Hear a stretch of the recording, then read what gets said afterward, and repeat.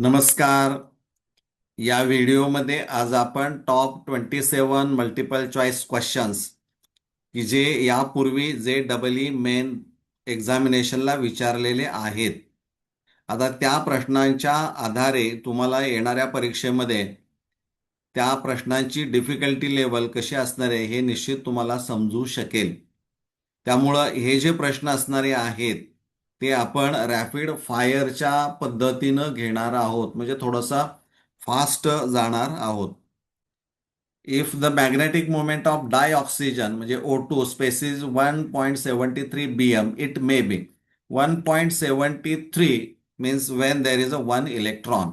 मग dioxygen 16 electron झाले, त्यामुळे there are 2 unpaired electrons in antibonding orbital. आपल्याला पाहिजे एक, त्यामुळे करेक्ट आन्सर जे असणार आहे O2 कॅन्सल करायचा जिथं जिथं आहे तो. O2-1 किंवा O2 प्लस हे करेक्ट आन्सर असणार आहे. Of the species NO, NO plus, NO2 plus and NO minus, the one with minimum bond strength is 4, NO minus. X is the number of acidic oxides. Here acidic oxides are given, or here oxides are given. The primary valency of cobalt in the given complex is Y. So the value of X and Y is acidic oxides. Out of this, CrO3 and Mn2O7 are acidic oxides, strong acidic oxides. So X value 2. And here primary valency of cobalt in this complex is 3. So the value of X plus Y is equal to 5. So correct answer is 5.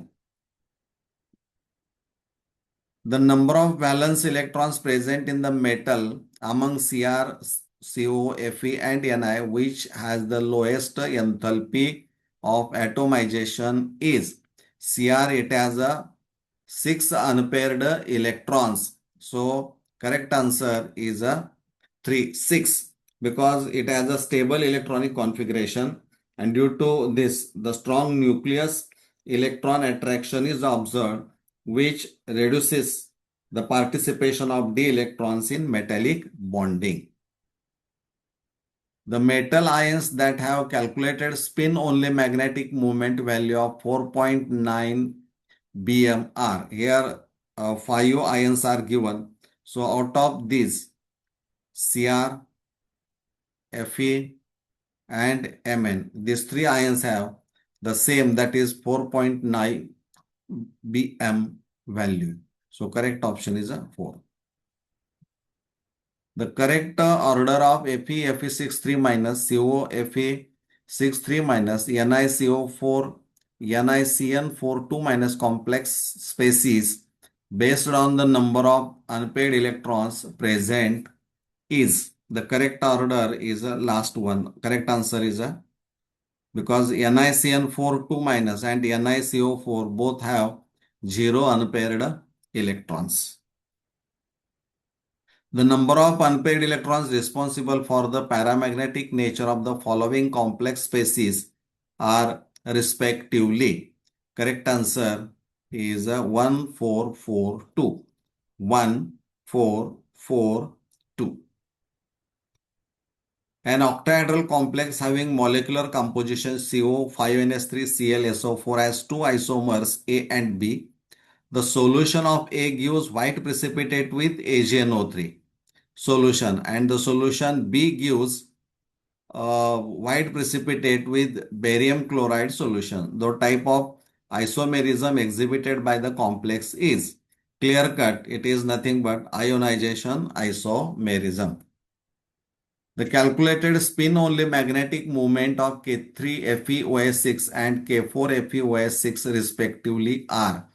The correct answer is 5.92 and 4.90, means here in this complex 5 unpaired electrons and in this complex 4 unpaired electrons. The type of hybridization and the magnetic property of MnCl6 3 minus are.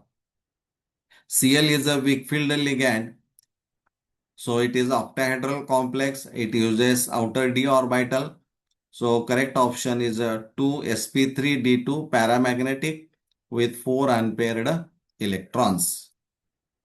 Match list 1 with list 2. List 1 compound, list 2 uses. Iodoform, antiseptic, A3.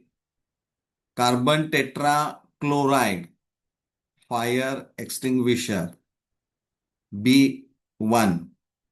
CF6, CFC, used in refrigerants, and DDT, insecticide. So correct option is a 2. The number of unpaired d electrons in COH2O6 3 plus is H2O is a weak field ligand. बरोबर आहे. आणि जर तुम्ही याचं electronic configuration cobalt atomic number 27 जर काढलं आणि oxidation state जर त्यावरून कॅल्क्युलेट केली तर तुमच्या लक्षामध्ये येईल की तिथं 4 अनपेअर्ड इलेक्ट्रॉन्स हे असणारे आहेत. So correct answer is a 4.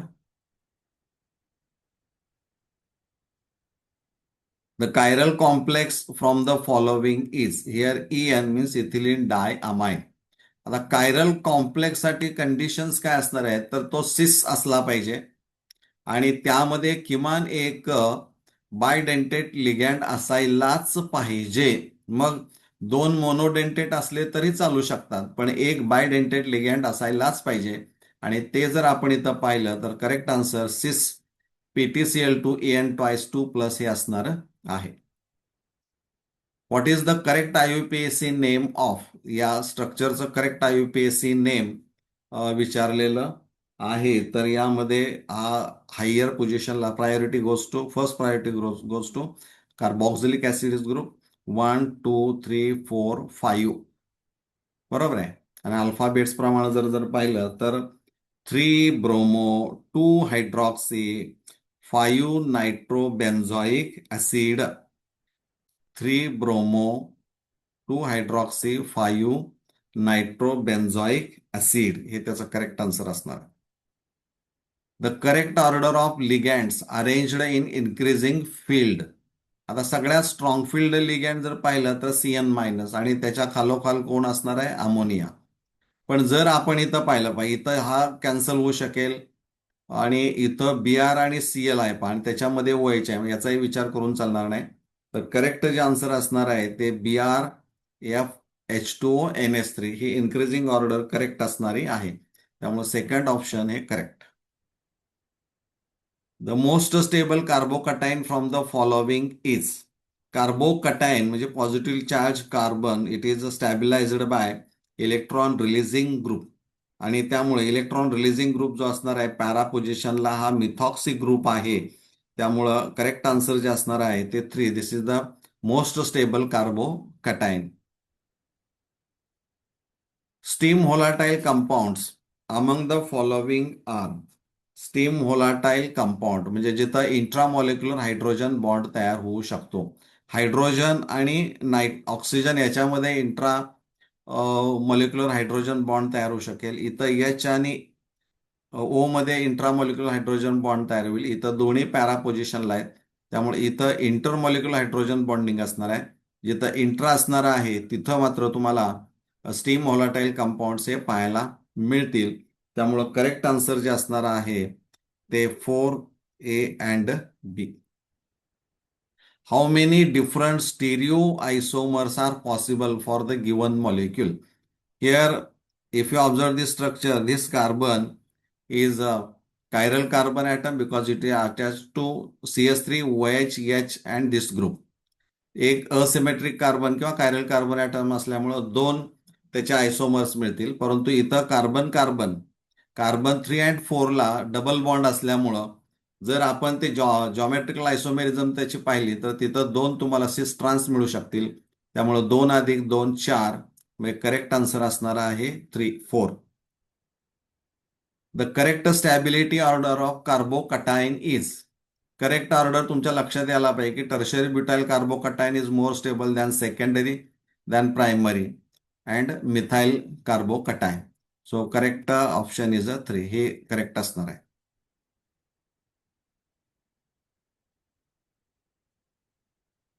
For the given compounds, the correct order of increasing pKa value.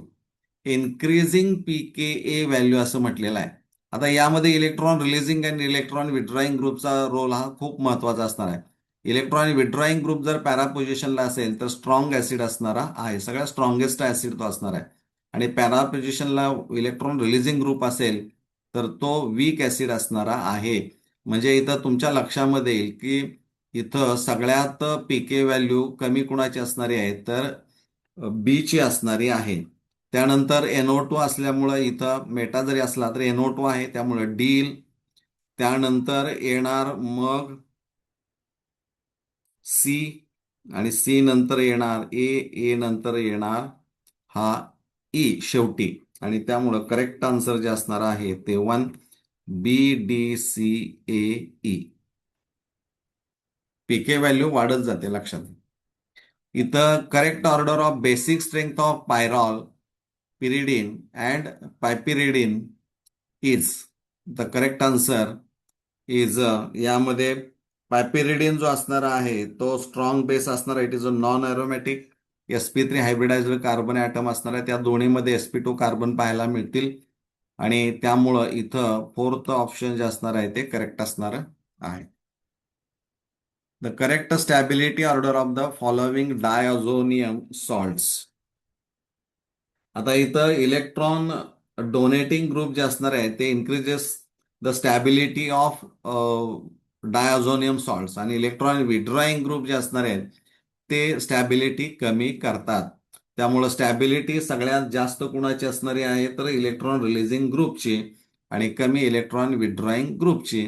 त्यामुळे ऑर्डर कशी येणार आहे पहा. इथं ए नंतर सी, ए नंतर सी येईल, ए नंतर सी, सी नंतर डी नंतर बी, अशा पद्धतीचे हे करेक्ट ऑप्शन असणार आहे. Arrange the following in the decreasing acidic strength. पुन्हा इथं electron विड्रॉईंग group increases the acidity and electron releasing group decreases the acidity of phenol.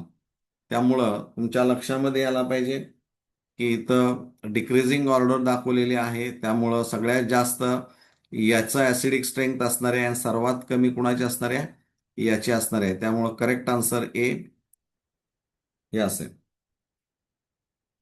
The correct pair of ambident nucleophiles is option correct असणार आहे A and C.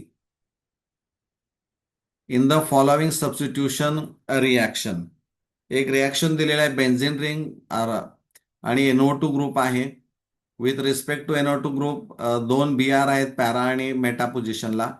Reaction is carried with C2H5ONA in ethanol and you have to find out the product. तर इथं ortho आणि para पोझिशनला जर halogen असेल benzene रिंगला जोडलेला with respect to NO2, तर तो रिप्लेस केला जाईल इथॉक्साइड आयनने. म्हणजे यामधला जो इथॉक्साइड आयन असणार आहे तो रिप्लेस केला जाऊ शकतो. त्यामुळं इथला जो असणार आहे BR तो रिप्लेस केला जाईल. म्हणजे इथं पहा, हा रिप्लेस केला आहे, इथला हा मेटाल आहे, त्यामुळे तो रिप्लेस केला जाणार नाही. त्यामुळे करेक्ट ऑप्शन हे 4 नंबरचं असणार आहे. Product B form in the following reaction sequence is. हे स्ट्रक्चर दिले तर डबल बॉन्ड आहे, HCl दिले, त्यामुळे Cl जो असणार आहे तो इथं येईल आणि इथं H येईल. त्यामुळे ए प्रॉडक्ट तयार होईल. पण इथं AgCN आहे, त्यामुळे Cl रिप्लेस बाय CN नाही, तर AgC हा बॉन्ड स्ट्रॉंग असल्यामुळं नायट्रोजन थ्रू अटॅचमेंट आहे. त्यामुळं इथं बॉन्ड येणार आहे कुठला, कार्बन आणि NC. त्यामुळं चौथं जे असणार आहे ऑप्शन हे करेक्ट असणार आहे. This is the last one. The product form in the following multistep reaction is. इथं पहा, कार्बन कार्बन डबल बॉन्ड आहे, but reaction is carried out in the presence of B2S6 and second step is H2O2 in NaOH. म्हणजे hydroboration oxidation method आहे. Primary alcohol तयार होईल, त्यावर PCCची reaction जर केली तर अल्डिहाइड तयार होईल, आणि अल्डिहाइड मधल्या C double bond O group CH3MgI ची रिॲक्शन जर केली तर प्रॉडक्ट जो मिळणार आहे तो हा प्रॉडक्ट मिळतो. So these are the very important multiple choice questions. as far as JEE main examination is concerned. Thank you for watching this video.